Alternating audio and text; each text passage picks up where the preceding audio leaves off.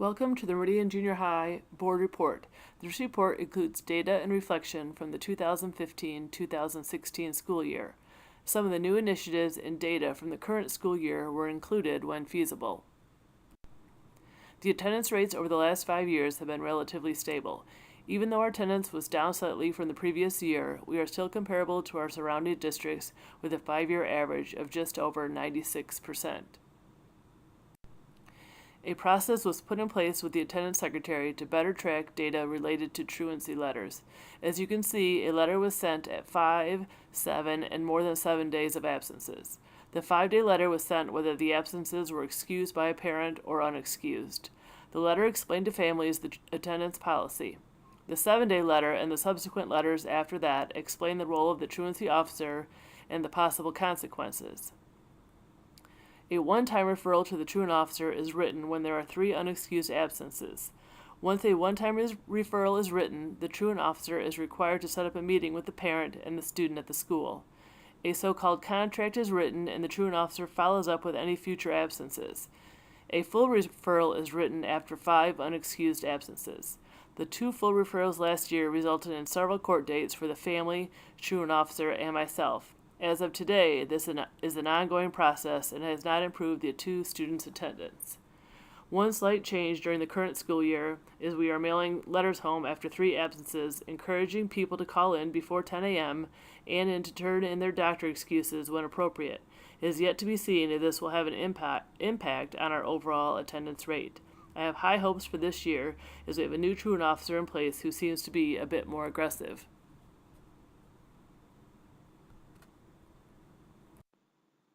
Our low-income percentage was up slightly from the previous year.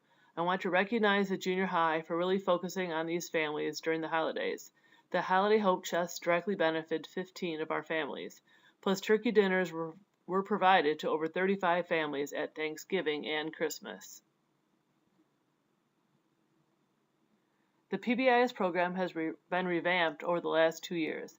I think we are beginning to see the results now. The number of minors issued during the 15-16 school year decreased by 108 minors. The online minor system has been a great data collection tool for the PBIS committee. This data helped us focus not only on the behaviors we were seeing, but also increased our parent contacts. During the current school year, we have revamped the format of our PBIS assemblies. If a student earns 2 or more minors in a quarter, they are not invited to the assembly. Instead, they attend a reteaching lesson with myself or Mrs. Sitsky, our school counselor. This slide shows our current stats in regards to attendance and minors. We are not seeing significant changes since last year yet. I included majors on this slide. We are seeing a significant drop in major discipline issues this year. At this time last year, I had administered 24 days of out-of-school suspension. This year, I have only administered 2. Now to look at some of our academic data. I chose to include only PARCC data in this report. I did not include any Ames web testing since this year we have changed to STAR for reading and math. One thing to keep in mind this year is that we will be administering the PARCC test from 3rd through 8th grade all online. Let's begin with 8th grade. Of the 137 students tested in the area of English Language Arts, 48 students, or 35% of these students, met or exceeded expectations. During the 14-15 school year, 44% of the class of 2021 were in the meets or exceeds category. In the area of math, of the 137 students tested, 26% of the students met or exceeded expectations. This is a small gain from the 14-15 school year when 23% of them met or exceeded. The class of 2022 tested 181 students last year. In the area of English Language Arts, 44% met or exceeded compared to 47% during the previous year. Of the 180 students that tested in the area of math, 26% of the students met or exceeded expectation on the PARCC exam. This is an increase from the 14-15 school year where only 15% were in these 2 categories. The class of 2023 were in 6th grade during this session of PARCC testing. This was our bright spot. 72 students, or 56% of the class, met or exceeded in the area of language arts, with an additional 33 students approaching. Math is an area of concern in all grade levels of testing.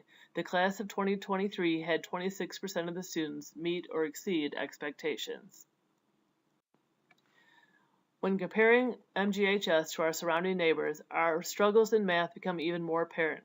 We are more or less in the middle of the pack in relations to English language arts. I have been in contact with Pecatonica Middle School about their successes. The principal states that a computer program that they use daily is to be credited for their scores. Even though we cannot afford this program, we can afford to look at the program design. In January, the teachers will be exposed to the PARCC website. This free website will enable us to load each of our students into it and use the practice items as teaching tools. I include the next 3 slides to show our performance versus the state of Illinois. The graphs really show a very similar finding, that although we perform better than the state average in some areas, we still have a long way to go. This is the 8th grade comparison. In the past, we have always focused on the students located in the blue and red areas for interventions.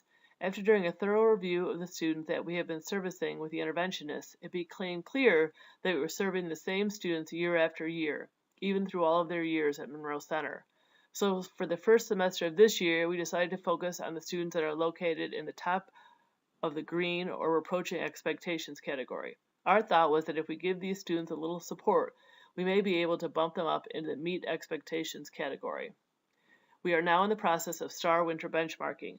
These scores should give us some insight into if our design was a success.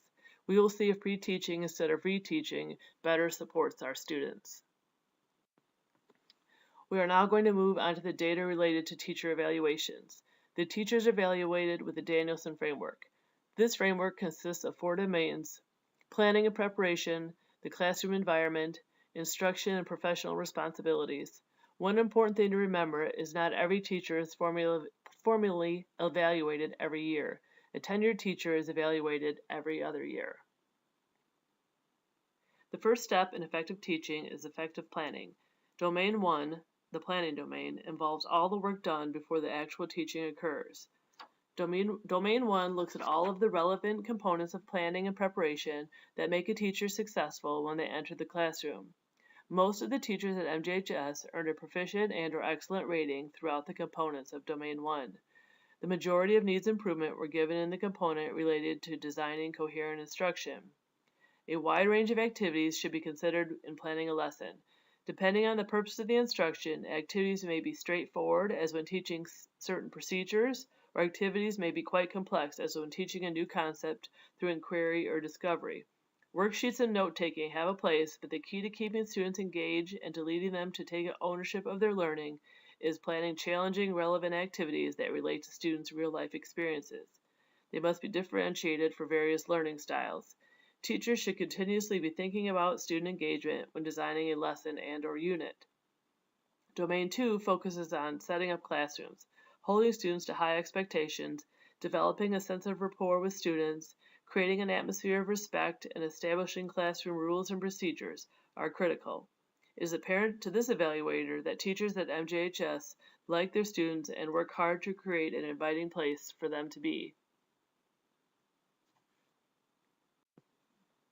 Domain 3 is the actual teaching.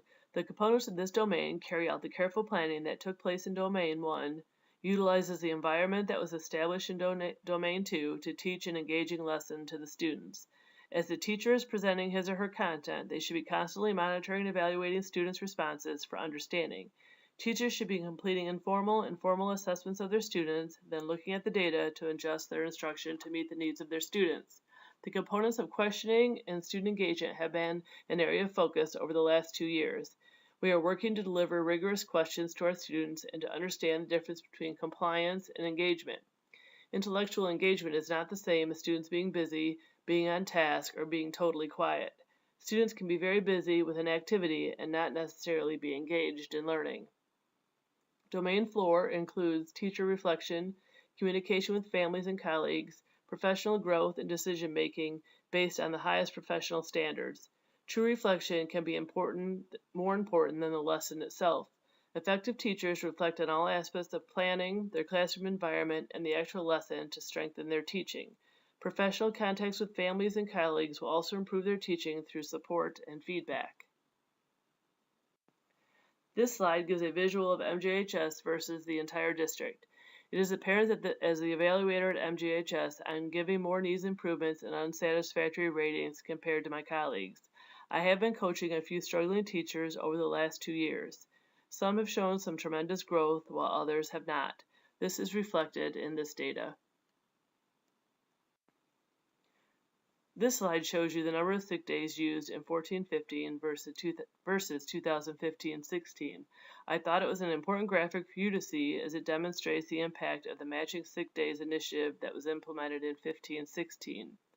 82 less sick days were used. Expenditures looked a little different during the 15-16 school year. Usually, after receiving our budget, I would divide the money up among the departments for purchases. Last year, I kept all of the money in one lump sum. I approved only a few minor purchases for the department and saved our budget for one major purchase. As you can see by the table, more than $17,000 was spent on technology. Here's our major technology purchase. We now have a stationary computer lab located in room 219. This lab was a great investment and has been utilized almost every day of the current school year. Teachers have been observed giving STAR tests, using Google Classroom, working on research papers, and more. The addition of student email addresses has greatly enhanced the focus on student writing. Students can now submit their papers online, the teacher can give feedback and send it back, and students are able to give each other feedback. Teachers are growing too. MGHS teachers presented Google Classroom to their district colleagues on the last Teacher Institute Day. I am so proud of all the work being done at MGHS each and every day. Thank you for such a great place to work.